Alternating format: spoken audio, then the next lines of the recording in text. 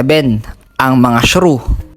Ang mga shrew ay kilala rin bilang intrusion pygmy shrew at white-toothed pygmy shrew ay tumitimbang lamang ng 0.4 hanggang 0.1 ounce o katumbas ng 1.2 hanggang 2.7 grams.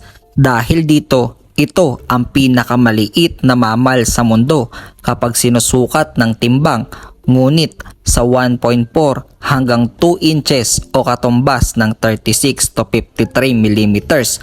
Natalo ito sa bumblebee bat sa pinakamaliit na haba.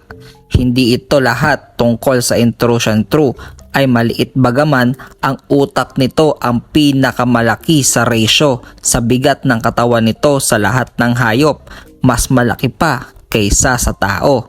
Ito ay madalas kumain ng mga maliliit na insekto at pwede rin itong